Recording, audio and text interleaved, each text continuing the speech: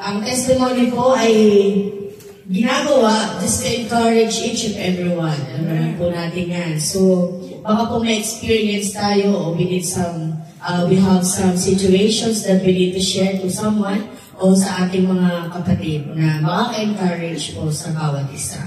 So, meron po ba? So, ano kayo sa atin? Meron ko ba sasabihin? Ano ba?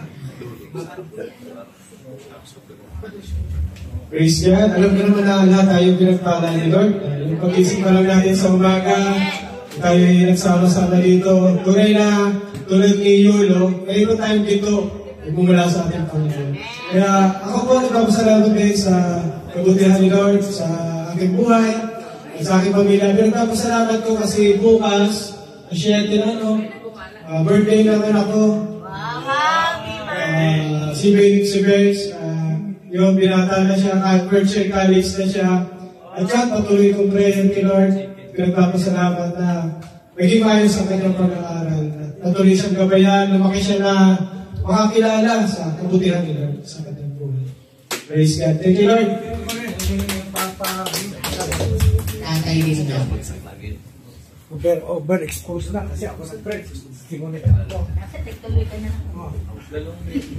Okay. Sabi nga whether we experience blessing or experience a problem or trials, we need to thank God for that. And recognize God for that.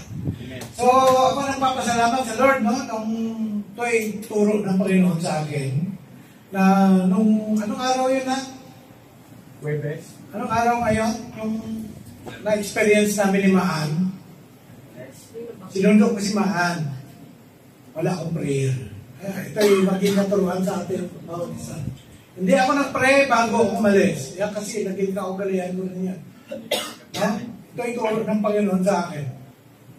Na nung sinundo ko si Maan, paalis na kami bago mag-charir, namatay yung aircon. Sabi ko, buksan ko yung pinto. Mainit. Bintana pala. Maya, iba na yung ang makina. Sabi ko, kaya tang may napiktuhan sa baha. Kasi nung nagbaha, sinundo ko 1 o'clock, no? Sinundo ko 1 o'clock yung aking tinsundo sa harap ng Iceland.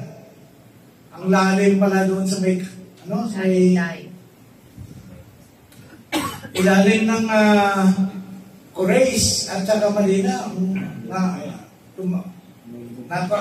naranasan ulit ni Rampor na lumangoy. Katulad nung nangyari sa ni Kuya Eli sa kanila ni Joke Banda. So, yun. Pagdating namin ng Malik Road, nang mamatay-matay na yung makina, kinabahan ako, baka itirit nito ako sa Malik Road. Tapos, hindi na ako nagpalata kay Man, kinakabahan ako eh. Buti naka-U-turn kami. Pag U-turn, pinapatay ko kasi pag tumigil ka, mamatay yung makina.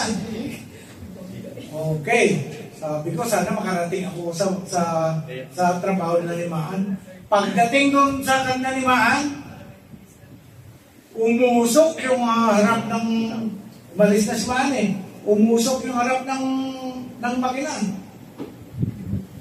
Doon binuksan ko, sabi ko, sana walang usok. Tinignan ko yung nakapul eh, yung temperature. Patay, sabi ko, sana walang masira. So, yun ay isang pagtuturo ng Panginoon. Dapat talaga sa aming mga nag-drive, kailangan mag-pray. Ibig sabihin, ang panahon na yun, hindi ko nakita na may tagas pala yung radiator ba yun?